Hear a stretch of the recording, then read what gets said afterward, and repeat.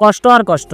শালা এই কষ্ট যেন এই জীবনের কম্পালসারি সাবজেক্ট হয়ে গেছে। মনে হয় পুরো পৃথিবীটাই যেন দুঃখের সাগর, যেখানে যাই যেদিকে যাই পিছু ছাড়তে চায় না। ভাবি এটা করার পরে মনে হয় দুঃখ কষ্ট থাকবে না, শালা তাতেও আমার পিছু ছাড়ে না। কোনো না কোনো উপায়ে ঠিক চলেই আসে।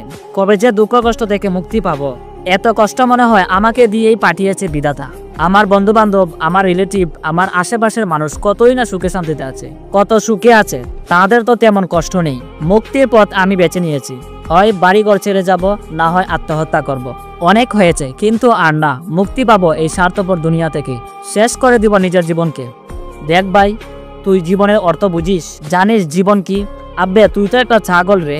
সব সময় বলিস তোর প্রচুর দুঃখ, প্রচুর কষ্ট। তুই কি ভাবিস কষ্ট তোর জীবনে একা আছে আর 700 কোটি মানুষ কি সুখী আছে?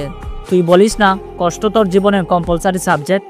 ঠিক আছে, আমি মেনে নিলাম, কিন্তু তুই এটা মনে রাখ, আনন্দ এবং সুখ তোর মেন সাবজেক্ট। শুধু তুই পড়তে পারিস না বলে তোর কঠিন লাগে। বল তোর সমস্যা কি? তোর গার্লফ্রেন্ড বেকা করে দিচ্ছে, তোর বাবা বাইক কিনে দিচ্ছে না, নাকি পরীক্ষাতে ভালো মার্ক পাসনি তাই, নাকি পার্ট টাইম জব থেকে ভালো ইনকাম হচ্ছে না, নাকি ডিআরএসএলআর কিনতে পারছিস না, নাকি তোর প্রিয় মানুষ তোর ভালোবাসার গুরুত্ব দিচ্ছে না? আসলে সমস্যা এই পৃথিবীর বা সমাজের না, সমস্যা তোর নিজের। দেখ, এগুলো কোনো কষ্টের মধ্যে পড়ে না। আমি তো বলবো তুই সব থেকে সুখী আছিস। কত লোক তোর থেকে কত কষ্টে আছে, কত যন্ত্রণা জীবনের সাথে যুদ্ধ করে যাচ্ছে। বিধাতা কাউকে দুর্ভাগ্য দিয়ে পাঠায় না, দুর্ভাগ্যের কারণ আমরা নিজেরাই।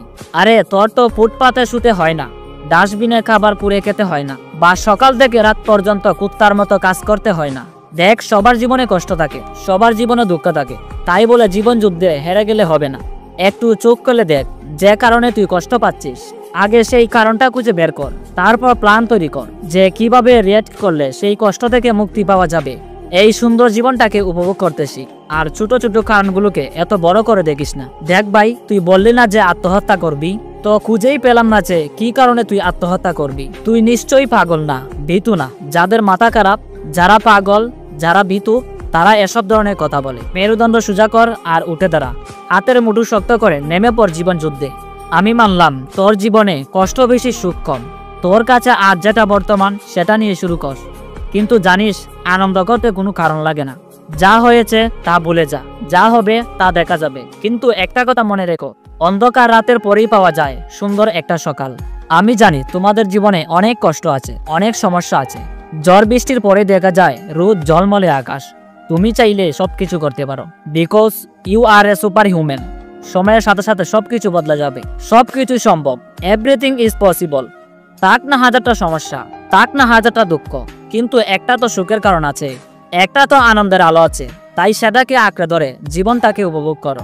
আর আমার পুরোপুরি বিশ্বাস আছে তোমার জীবনে খুব শীঘ্রই আনন্দের ঝড় বয়ে যাবে। ভিডিওটি শেয়ার করো তাদের কাছে যারা অনেক কষ্টে আছে, অনেক ডিপ্রেশনে ভুগছে। কে জানে, হয়তো এই ভিডিওটি তাদের জীবন বদলে দিতে পারে।